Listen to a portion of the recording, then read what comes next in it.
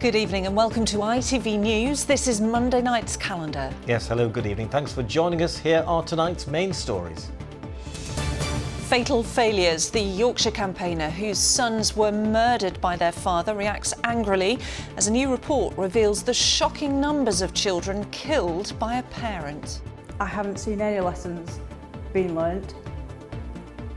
We're still invisible as victims. We're not seen, we're not heard, we're not believed. Villages swallowed up by solar farms. Residents think their local area will lose its charm if energy projects get the green light. Battling back to strength, Ty Woofenden reveals more about the motorbike crash which fractured 15 bones and put him in a coma. He says he's not sure what the future holds. I feel like I'd like to sit on my bike at some point and maybe do a few laps. The reality of it is I don't know what's next for me. And we'll be hearing a love letter to Marcelo Bielsa thanks to Leeds Playhouse. Join us later when you see how we get through it all together in our new play. Exploring the challenges of dementia and our passion for football.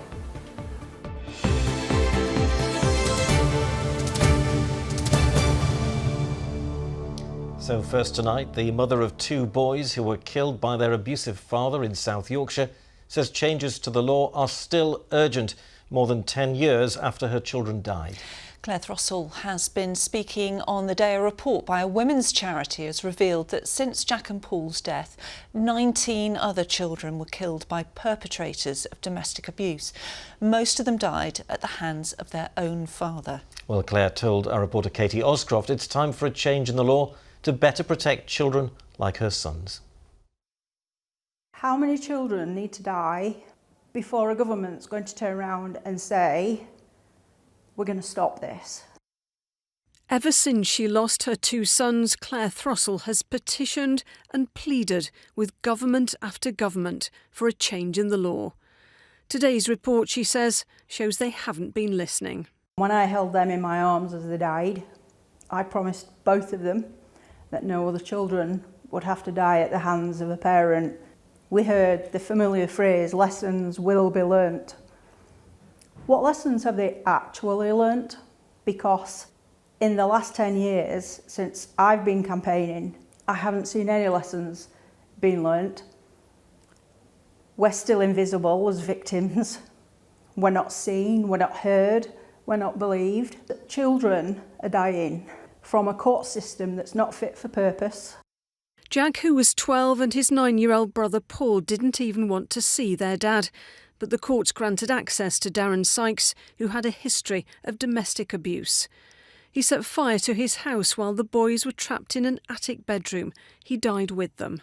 I can't bring them back and I can't change what's happened to them, but this government can change what happens to every other child in this country. In the decade after Jack and Paul died, a report by Women's Aid said today that 19 more children had lost their lives at the hands of a perpetrator who had access rights to the family home, the same number as the previous decade.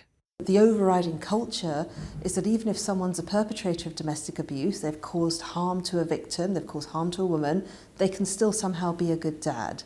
And the idea of parental contact, the presumption of parental contact, seems to supersede all other concerns of the child's safety. The family courts, they are strangers and they're making presumptions about lives, but those presumptions are taking lives. Claire Throssell's tireless campaigning led to the passing of a domestic abuse bill in 2021. She says she will continue to be a thorn in the government's side in memory of her sons until children like them are protected. Katie Oscroft, ITV News. Well, let's go to our political correspondent, Charanpreet Kaur in Westminster. Good evening. Claire Throssell says that changes to the law are needed to protect children.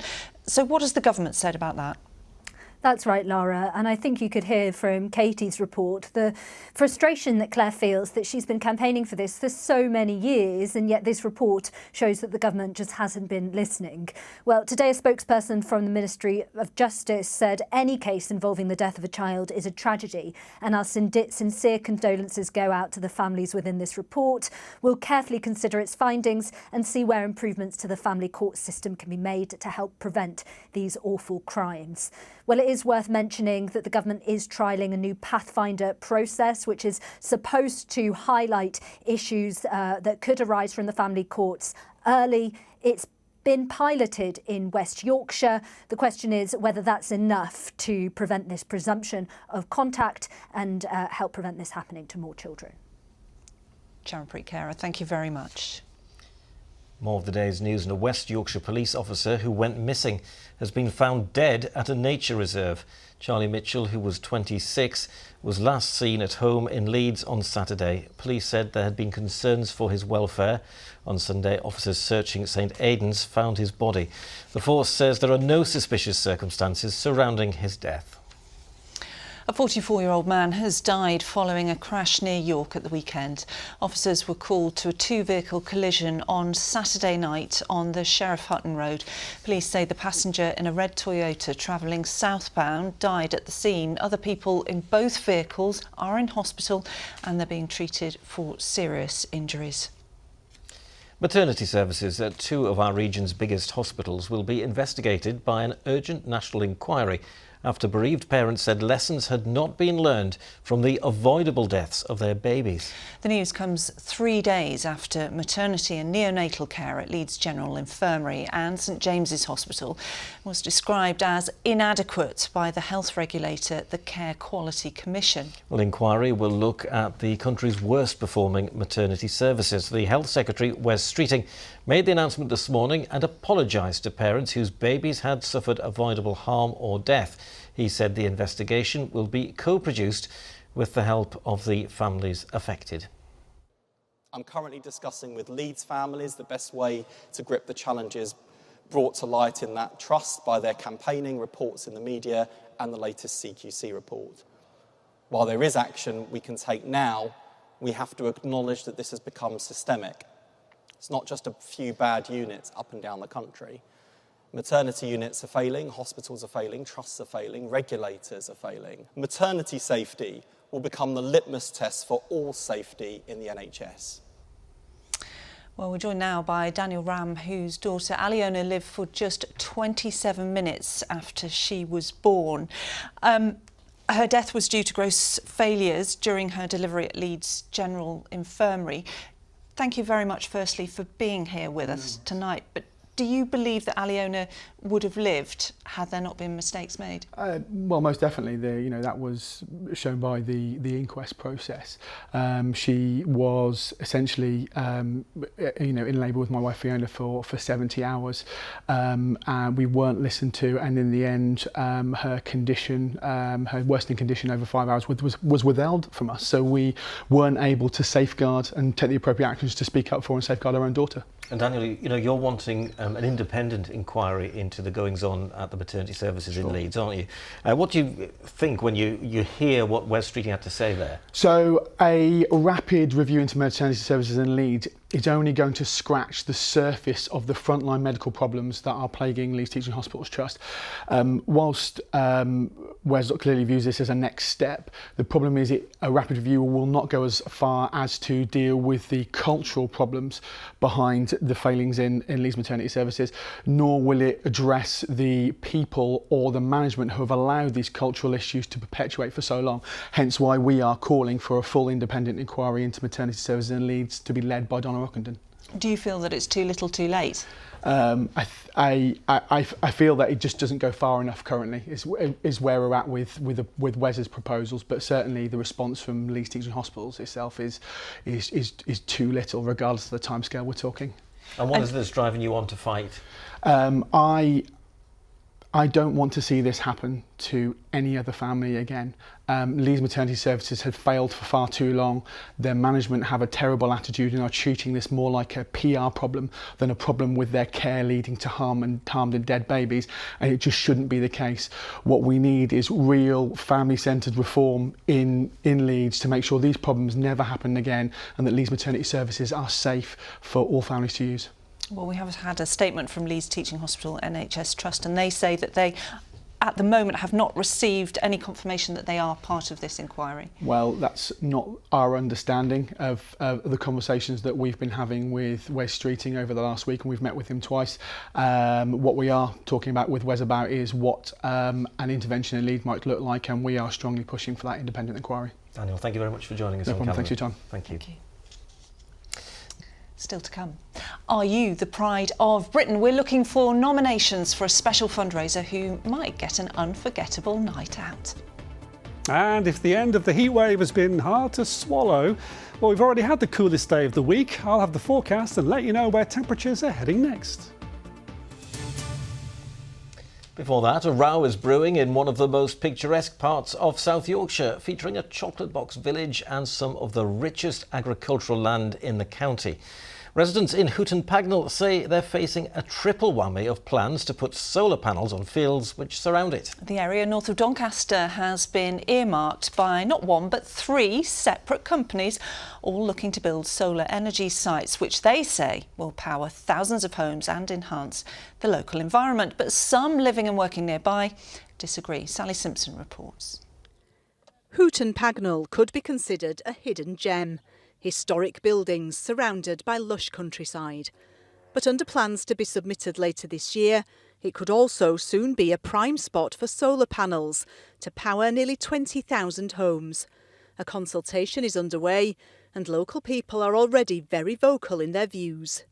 Obviously we live in an area that's rural, it's countryside, it's beautiful, and I think the thought of potentially having such a huge, and it's a huge one that they're potentially looking at, it's been a farming village. I've lived here for nearly 18 years and it's always been that way, so we're looking at moving away from that. Down the road in Marr, Philip Hardy has owned his family-run tea rooms and farm shop for 20 years. Now he says its picturesque surroundings are under threat from a plan to put solar panels just 50 yards from his business. Well, I think it'll impact business. In fact, the people come along, and as you see, we've got tea rooms. They sit out, they come into the open country to buy the produce, and all they're going to do is come down a narrow lane that's completely shielded off and nothing but solar panels. With a decision on this plan due, food security is at the forefront of the minds of many who oppose it. We're not against sort of renewable energy. We've got wind farms, as you can see in the background. The big problem that we've got is that, we need this land for food. People use this road, they come through a lovely rural countryside, and now it's just going to be an industrial site. In a statement, the company behind the plan for this site, Enviromina, said, if approved, this project will generate clean energy for approximately 19,500 homes annually. Guided by our belief that clean energy should empower communities as well as households, we have designed the scheme to deliver tangible local benefits, powering homes, enriching biodiversity and investing in the community. Some things come in threes and solar farms seem to be no exception. A third site has been identified in nearby Moorhouse and an application is imminent. Campaigners say it's the last straw as their scenic surroundings are squeezed out. I think we understand that there is a need for more greener energy, but I think there are more appropriate locations that should be prioritised ahead of destroying acres and acres of green belt and prime agricultural land. It feels like we're gambling with net zero at the expense of food security, and I think it should be both. Balancing both is the challenge, not just here in Energy Secretary Ed Miliband's backyard, but around the region, as the government strives to reach its net zero target. Sally Simpson, ITV News. Children should be spending more time playing, according to campaigners. They say too often playtimes are being replaced by screen time. Yes, I know it well in our house, actually. Yeah, it's difficult to get them off their screens. Now, they visited the House of Lords earlier to spell out how they want to change all of that, and they handed in a petition to Downing Street. And James Webster was in Westminster with them. Well, for these children, this is a lesson in what to do when you want to change something. Most of them have never been to London before. Today they are here in Westminster for a campaign to talk about the importance of play. They're going to be meeting some very influential people, some MPs, the Children's Commissioner, Baroness Floella Benjamin. They are here on behalf of children from all over the country, and we've been to a school back in our region to find out why play there is so important. Playtime at Berry Hill Primary School in Mansfield. It's something these children really look forward to. It's just really fun because we can play with people from other year groups too, not just our own, so we can make friends with older people or younger. Playtime might be a break from the classroom, but the teachers here say it's not a break from learning. Play is a huge part of what we do, and as you can hopefully tell, we've made a long-term commitment to trying to make sure that we embed play properly across school in terms of the ability for children to collaborate, to problem solve, to risk assess, to gain resilience. It's a huge part of everything that underpins what we're trying to do for the children here at Berry Hill. And it's the importance of play that's behind the Alliance for Children's new Power to Play report, which has been published here in Westminster today. It reports a significant drop in outdoor play, saying fewer than 3 in 10 children play out in the street. At least 400 playgrounds in England closed between 2012 and 2022, and more than 2 million 9-year-olds are more than 10 minutes walk from a playground. Among 13 recommendations, it says play should be recognised as a fundamental right. There should be a new national play strategy, and the amount of time children spend on screens should be regulated. Other countries do it very differently. If you go to Scandinavia, you'll see local neighbourhoods that have kids in them that are safely playing, lots of green areas, lots of areas that are designed for children. We haven't done that here. We've stuck to no ball game signs. We've stuck to children being almost seen but not heard, and as a result they've gone into their homes. Baroness Anne Longfield there, one of the supporters of this campaign. Now these children, if you think they look slightly familiar, here's a reminder of where you might know this school from.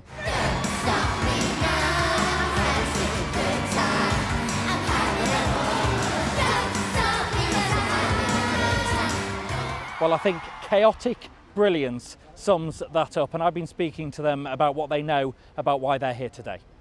People are spending way too much time on devices, and we don't think it's good for the mind and brain, so we're trying to tell what the importance of play is and to play out with your mates. Well, I think it is quite the day for that school there. With me now is Eugene Minogue from Play England and also Dr. Amanda Norman, who wrote this Power to Play report. What is your main concern? My main concern is around play opportunities declining in England currently. Play is a right, it's not a privilege, and it is something that all children, all families should have access to. And Eugene, what changes would you like to see from the people you're speaking to today? Primarily we're calling for play sufficiency legislation and a new national play strategy from government, supported by £125 million a year worth of investment. And most of all, it'd be great to have a Minister for Play. OK, Eugene Minogue and Dr. Amanda Norman, thank you very much indeed. They will hope that this new report will grab the attention of the people that they are meeting here today and have an impact on children's lives for decades to come. Thank you very much, James. Maybe we should all play a bit more, even adults. Yeah, you need to get off your screens. My work screens, yeah. Have a word with my boss. Now, do you know someone who makes a big difference in their community? Well, now is the time to nominate a person or group as Calendar's Pride of Britain regional fundraiser. We're looking for our next champions, people who go that extra mile to raise money for a very special cause. Well, you can go to itv.com/Pride of Britain, nominate individuals or groups of people there. Only one person and their guest can represent the region at the Pride of Britain Awards event in London. Nominees must be aged 18 or over, be available to have their fundraising story told on ITV Regional News. And if you're under the age of 18, well, please do get permission from a parent or guardian before you nominate. Nominations close at 11:59 p.m. on Sunday, the 10th of August. A full list of terms and conditions can be found at itv.com. Well, time for some sport now, and Arif is here, and something a little bit different for you, Arif. You've been watching a play. I have, Ian. It's about a very special time in Leeds United's history. A love letter, if you will, to former head coach Marcelo Bielsa. Now, the Argentine is revered here in West Yorkshire after he got Leeds United promoted to the Premier League in 2020. The play is called Through It All Together, which relives those glory times through a family living with dementia. We're going up, Graham. Going up, going up. Leeds are going up. All right, steady on. Only halfway through the season. Well, I'm joined now by the writer Chris and some of the cast. Chris, we'll come to you first. Tell me, where did the idea for this come from? Yeah, so for a long time I've wanted to write a show about dementia. And being a Leeds United fan, I've always wanted to do something around Leeds. And I've touched on it in a few of my plays. But when Marcelo Bielsa was in charge, I knew I wanted to write about him. And the two stories kind of intertwined during his tenure. And yeah, that was about 5 years ago, I think the first kind of seed in my mind of the story happened. And yeah, here we are today. And Shobna, this is not just about football. It touches on dementia, something that's touched your life and many, many others. And right now, we're fine. Have I asked you that before? Yes. Oh, I love you. I love you too. So I cared for my mum, who died in 2019. And yes, I cared for her for a period of time, for over about 10 years and obviously post-diagnosis. Yeah, so to me, it's a very touching story because it's really how this family navigates that challenge. And you don't need just to be a football fan to enjoy this, do you? You can not like football and still enjoy this play. Yeah, absolutely. Well, I'm a football fan, so yeah, I understand the passion of a Leeds United supporter. I may not support Leeds, but I'm playing a character who does, so I understand that completely. And speaking of football fans, Reece, you, I understand, are a big Huddersfield Town fan. Massive Huddersfield. And you'll be playing a Leeds United supporter. Yep. I don't doubt you're a pro, but I do hear you singing Marching On Together as well. That, personally, that must hurt.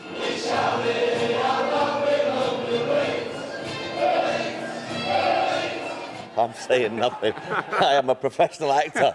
I always say to people, I played Richard III here, and I didn't have to kill any princes in the tower to get the role. So, you know, that's what I do for a living. And we're a few hours away from opening night. Nerves, butterflies, how are you feeling? More nervous about doing this interview, I think, than doing the play. But it's time, we're ready. And in the last hour, Leeds United fans have been waiting for. The club have confirmed the signing of defender Jakob Bijol. The 26-year-old has put pen to paper on a 5-year deal from Italian side Udinese. He's the club's second summer signing.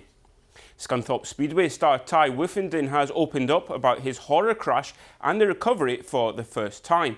The 34-year-old has been in rehab since being placed into an induced coma back in March after a crash in Poland, which saw him break and fracture multiple bones and puncture a lung. Now, Ty goes into some graphic detail about his injuries, but says he's not sure what the future holds.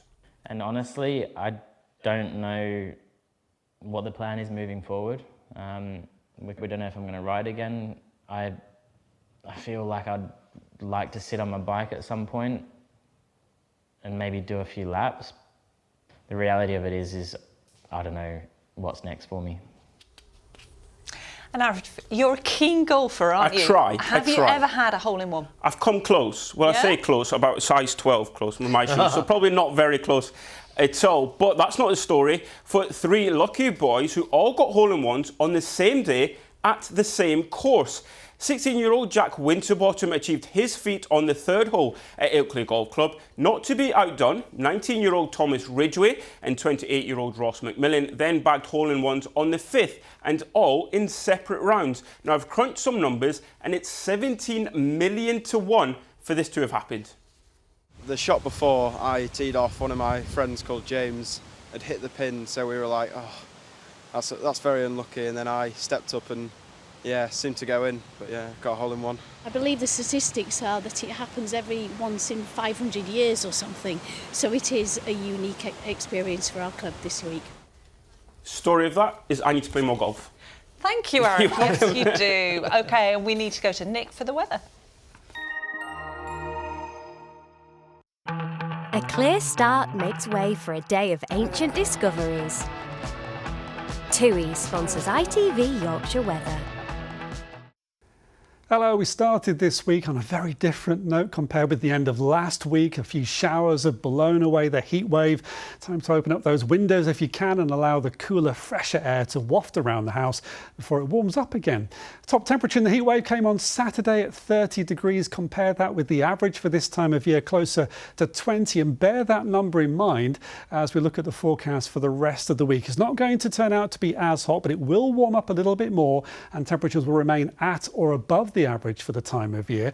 A lot of cloud around. There are some shower symbols here, but it's not particularly wet, even though we have areas of low pressure moving into the UK. A lot of them will miss us to the north, or the rain will be blocked by the Pennine, so not a huge amount of rain accumulations. And around these areas of low pressure, still some warmth trying to get towards us from the south.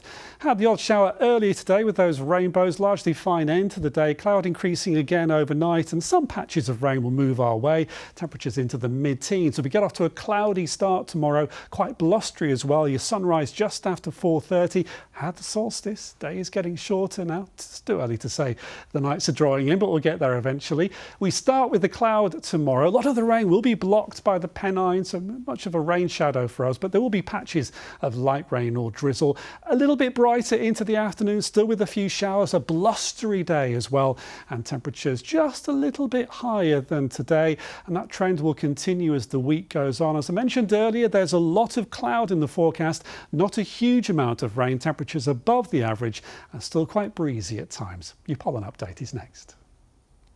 TUI sponsors ITV Yorkshire Weather.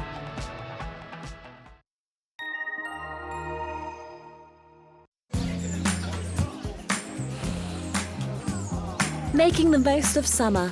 Piri sponsors ITV Pollen Count. Grass pollen levels may be held down a little tomorrow by the cloud and the chance of rain, but coming back to high again from Wednesday and indeed for much of the rest of the week. Enjoy your evening. Thank you. I needed a brolly this morning. Did you? Did Yeah, you get got wet? caught in the rain, yeah. Oh no. Tomorrow it's windy. Well, That's the way I'll it be goes. back at 10:30 with our late news. Charlene is next. From us all, good night. Good night.